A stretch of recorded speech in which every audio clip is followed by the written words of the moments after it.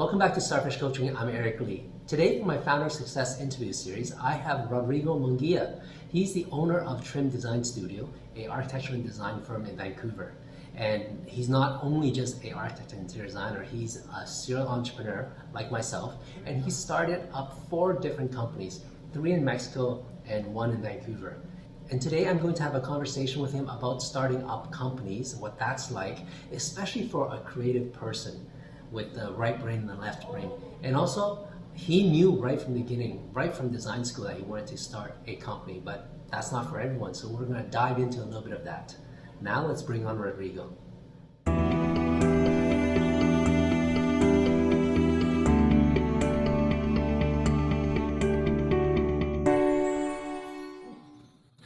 All right. Thank you, Rodrigo, for coming on to my podcast and my show.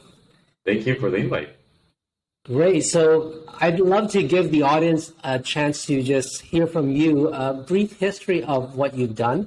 I know you've created multiple companies in Mexico, and when you came over here, you created Trim Design Studio.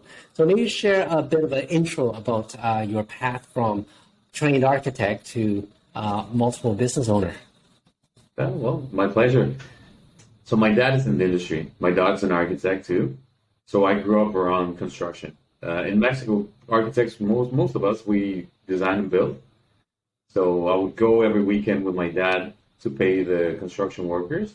And it's like a thing in Mexico. It's every Saturday morning you go and you pay your raya. And so I grew up in that, lifestyle. And every Saturday I would go with my dad. So by the time I finished high school, I was just certain that I wanted to be an architect. I wanted to do the same thing. And I was very motivated to be my own boss, right? To have my own schedule, to have my own rhythm, and just work whatever I was building, what it's going to be for me and my family. Right. So I always had that dream. Right? That's cool. Yeah, it was a direct to the hit, like from high school to university, straight to architecture school. Yeah. Okay. I'd say that you would be more of an anomaly, because some people in design school, they don't know what they're doing yet. You know, I guess there's 3 paths. You're either like you, I know I want to do something on my own. I just need the training of the trade. And after that, I'm going to go straight and open my own business. Or some are thinking the other way, which is, I know I want to work for someone so that, I can just learn, or even they don't like to be their own boss. And then there's probably those that are just kind of in the middle debating what they should do. So for you, I'm curious, what was it about running your own business that you knew right already before you even went to school? It was 100% the lifestyle. It's just, I guess, having the example of what I saw from my dad. And there's a lot of entrepreneurs in my family, actually, especially my dad's side of the family, that they just do their own. And it was, I don't know, very organic and very natural. Like I don't think it was a very conscious decision of like, there's more options. For me, it was the natural thing to do, right? Like I just wanted to be my own boss. I wanted to do the same thing that my family did. Okay, yeah. So I guess you had an example within all members of your family already, so it's so natural for you. 100%. Then I remember I was in Mexico University. We counted in semesters. So I was in 5th semester when I started working for an architect. Yeah. I worked for him for like a year. Then I stopped working for him because I started working with my friend. We started doing renderings. So we started, at the beginning it was just him and me. We used to just get him paid by our classmates to do renderings for them. Right. And by the end we had 2 employees, like 30 computers. We started with our own laptops. And that was by the end of university, we had like a very solid rendering company. Great. But we were just both really bored. But like, no, this is not what we want to do. I want to go back to the creative side. And that's when I opened a construction company. So I don't know, everything was very organic. It just like very naturally happened. I remember he came with me one day and he's like, hey, dude, I don't want to do this anymore. Do you want to keep the business? I'm like, nah, I don't want to do it either. Let's try to sell it, or let's see what happens. So we ended up selling part of the company to one of the employees, and then the other piece we just let it go. Oh, great. Okay. And and then after that, you start a property development company, right? After that? Yes, that was before I got married. That was in like 2000. 2010. Right. Yeah, 2010. I started with my wife. I started property management business. Okay. Yeah. And what was the impetus of that? You just felt it was needed in the industry? Well, when you're in a creative industry where you're service oriented, you don't have like a steady income, right? It's all depending on the amount of jobs that you have. So you gotta be very well organized in order to like maximize your income. Yes. And but at the same time, like I have such a big circle of influence of people that are architects and developers in Mexico. I was like, I need to do something that I can sell services to them as well. Right. And I was thinking about products. I was thinking about different things. And then my wife was just like a really good manager. So we just did a really good team. I would be operating the business. She would be managing.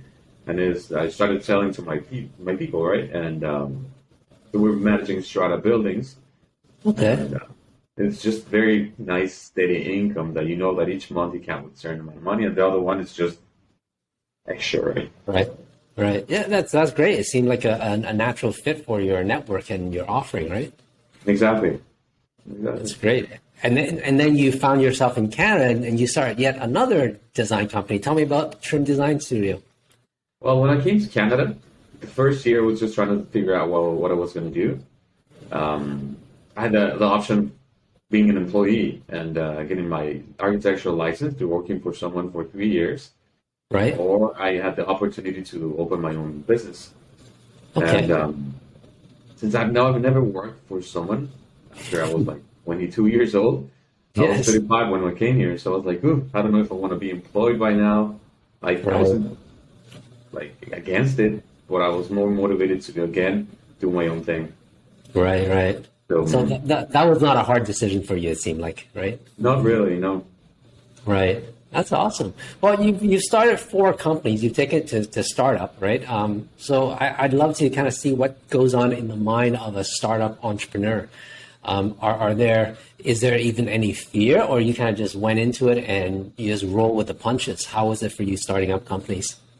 No, I don't think there's ever been fear. There's motivation. There's a lot of dreams that go around it, right? You envision things to be a certain way, and you take the punches along the way. Just like COVID, right? No one expected COVID, and then it hit us all hard. We're in the business of helping people grow. Everybody put their business to like full stop. So that was challenging times, but you just do whatever you can, survive, pay your employees first, and make sure everybody's having a good life. Right. Yeah. Okay. Would you say that there's specific personalities that's good for running their own business, and then there's personalities that shouldn't be running their business? And what would the difference for you? Well, I think it takes a personality to be able to take risks, right? People who don't like to take risks, who are more like, they like to be safe. I don't think they're good business owners, because you need to know that there's going to be problems. There's going to be days that there's highs and lows, right? And you got to be able to navigate through those without being anxious or being afraid or bring that stress to your home. Yeah, I totally agree. That's probably one of the key fundamentals for sure. I also agree that there are people that just shouldn't be a business owner for whatever reason, right? They value comfort, they value security, they value something steady. They both have pros and cons, right? And it is what it is, and it goes with the personality, and there's no good or bad. It's just what fits you the best. I hope you enjoy my content. Are you an interior designer that's been thinking about going out on your own and wanting to start your own business? Well, you should check out my Business of Interior Design curriculum at my Designers Business Academy. It's an extensive program that will teach you everything you need to know about starting your own design business and also how to run it successfully. Here you can leverage my 25 years experience as an award-winning designer and also my deep knowledge of building multiple businesses and make it work for you. If you're not quite sure if you're ready, you can take my readiness assessment on my website. Check it out at designersbusinessacademy.net. Now back to the content. Sure. So if you're talking to somebody who's in design school right now, right? Because you were trained as an architect, but you also do interior design. Is that right? Yes. Well, in Mexico, there's a lot of high rises, right? So both for residential and for commercial buildings. Right. And so, like I said, we design and we build over there. So I would design a lot of apartments and offices and things like that. So Yes. what we call here TIs. Right. And so, and actually, when I graduated, the last 2 semesters, you can specialize in something in my university. There is urban design, there is interior design, there is ephemeral architecture, and restoration. So I Okay. specialize in interior design. Oh, cool. Okay. Yeah, I get that. So if someone's in school right now and thinking about starting their own business, now that you've got a bunch of years under your belt, looking back at when you first started, what would be some tips that you can offer? Now that you've kind of been through it and you know better, what would be some tips you can give them? I think for sure you need work experience. You need to see someone do it before you, so Right. you're not starting from scratch.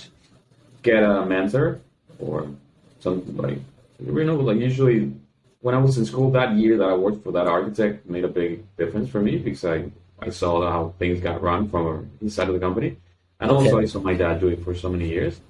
Right. It was very organic, but I already have like a lot of knowledge to support it. Right. So if you don't have knowledge about the business running side and see how other companies do it, it's going to be harder. So while you're in school, get a job. Like Okay. I think that would be the most important thing I could recommend to someone. Work at the same time you're studying. So by the time you're done with school, you have the experience and knowledge to do the business side. Right. Got it. Yeah, for sure. And in that intern time that you're working, you can figure out if you even running a business is for you or not. 100%. Yeah. No, that's a And there are good tip. different aspects, right? Like, I don't know, like here's a little bit different, but I remember in Mexico, there's a lot of architects that love the construction. There's a lot of architects that didn't want to have a foot inside of the job site, right? So Right. try it out with a couple of different things with different jobs. Make sure what is that you like the most and focus on that. Okay. So, what about in terms of running a business? What tip can you give on running a business now that you've kind of done 4 already, and looking back at your first one when you first started? Are there things that you would do differently? Yeah, have a system. Okay. The better and the more nailed down your system is, the easier it is to duplicate it. So when you Yes. bring people in, there's already something that they can learn from, right? If not, you're Right. just throwing balls in the air and trying to do your best. But if there's a system, even if you want to expand the company, it's easier, right? You send Yeah. the people that are coming in, they're learning that system, they're applying it, and then they will teach it to the next people. Yeah, no, that's so important.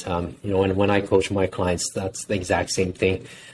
I guess unfortunately, a lot of people when they start their first company, they just grow organically. They open a company and they learn on their way, and they don't realize the value of systems until they failed a few times. And maybe you start a few companies to realize the value of it, right? 100%. I think failing has its own value, right? Oh, for sure, yeah. It's one of the biggest learning experiences and opportunities we have to Yeah, fail no. in something. That's true. Now, you and I share a very similar thing, which is we're both creatives and we're both entrepreneurs. So if you can speak to a bit about that struggle between the left and the right brain, do you feel that struggle, or does it come naturally to you that you can run a business, do the kind of logical side of it, but still tap into your creative side? What's your process for that? I think it's very organical. Like I've never been like very mindful about it. I Okay. just like to be involved in both parts because I want to know what's happening in one and I want to know what's happening in the other. And I enjoy both. Like I like drawing and I like designing and I like being immersed in the drawings, but I also like having a break from that and just taking a look at the books and visualizing and dreaming about what's going to be the next steps. Again, if you have a system, it's easier, right? Because you break down your weeks. You say, okay, so Monday I'm going to focus on business. Then, I don't know, I'm just giving you an example, right? But Right. you schedule your week on what activities you're going to be doing each day. and that allows you to be focused on both things easier. Right. No, This that's is make a difference. yeah. I think that's a great tip for sure. How about in terms of building a team? Because every small business gets to a point, they start on their own, and then if there's some traction, they start to get busy and they need to bring on people. Did you have a team back in Mexico for your companies? Yes. Okay, and how, like, at what point did you decide, okay, I need to bring in more people? I think the company tells you, right? When there's a lot of work that you cannot focus on what you're good at, and then you're spending more time doing the things that either you're not good or you don't enjoy, and there's growth, that's when you know that there's a need for someone, and then delegate all those things where people are going to be better at you than you, right? Right. Okay. So yeah, it kind of just grew naturally as the business grew, I guess, right? Yeah.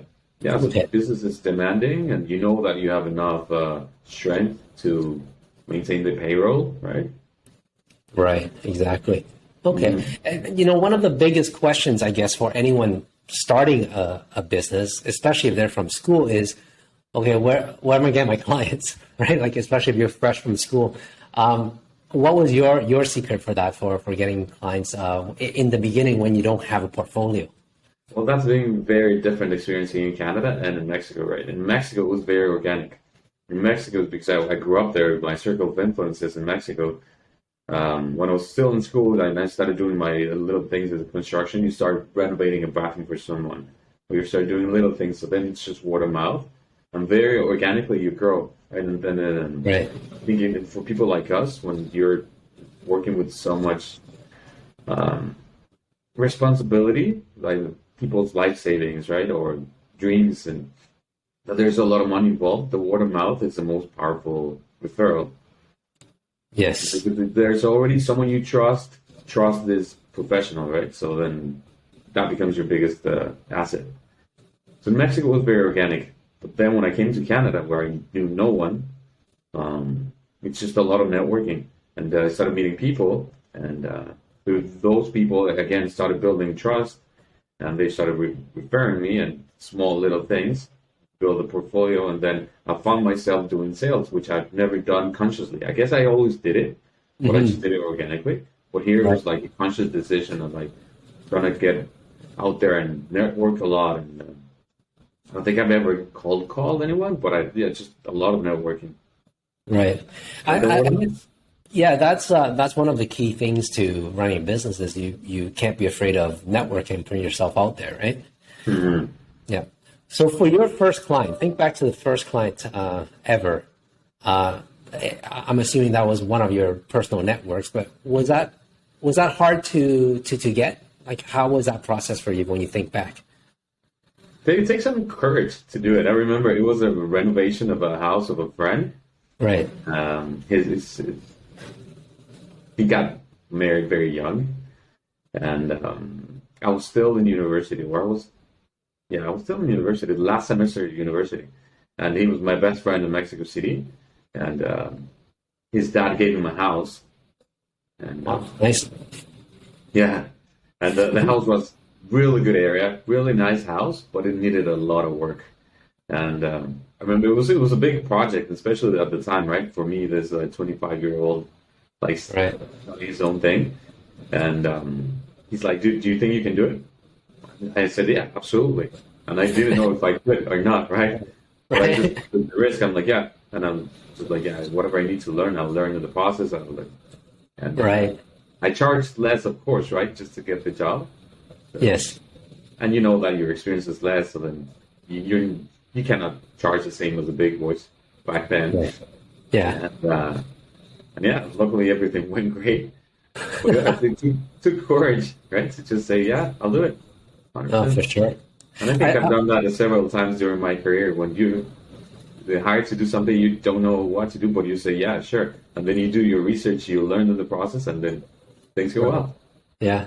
I think you bring up a very good point, which is, although you don't, inside you know that you haven't done it before, but you need to muster up enough confidence to show that customer to say that, yes, you can trust me. Because buying is all about trust, right? 100%. There's a lot of talented people. There's a lot of talented architects. There's a lot of talented designers. Um, I mean, it's not like anyone's better than the other one. It's just you hire whoever you trust the best. Right. Yeah, exactly. And I think that goes back to my earlier question is, what's that difference between someone who can run a business and someone who can't? Because when you're starting out, when you're running your own business, you are everything. You're the sales guy, you're the production guy, you're the billing guy, everything, right? Yeah. And so you have to have confidence on the, I'll call it quote unquote sales side of it, but it's networking, it's talking to people. I think if you're someone who's shy, who's a bit more reserved, who's not confident in your abilities, then that's going to be a struggle. That's going to be hard. So that personality type may be better just working for someone, or at least until they pick up enough experience to bolster their confidence, right? Yeah, 100%. Or there's another route. If they really want to have their own business, maybe they can find a partner, someone who's a little more sales oriented, someone who's more confident and it's out there and it's doing things, and he's the one bringing the jobs to the company. And then that person is more creative, and that brings the production side of things, right? Right. Yeah, no, that's a great point. Yeah, because a lot of people think that they got to do everything themselves, and it's not the case. Right? There's teams, there's partners, there's all that. Absolutely. Well, that's excellent. Yeah, I think that's a great point. So maybe at this point, I'd love you to just give the audience how they can reach you if they have questions or if they want to collaborate with you in any way. What's your handle? What's your website? Yeah, absolutely. My pleasure. My website is trimstudio.ca, and my Instagram handle is trimstudiovancouver. You can find the contact info there and some of our portfolio in Canada. Yeah. Excellent. Have anyone reach out. Okay, well, thank you, Rodrigo, so much for your time. You brought some great knowledge and some great real world experience for someone who's went straight from school to startup, and not just one startup, but like 4 startups. So I think that's super valuable. Thank you, Eric. No, my pleasure. And thanks for inviting me. Awesome. Thank you so much. Thank you for tuning into my Founder Success Secrets interview. If you have any questions for Rodrigo Mungia, please leave it in the comments below.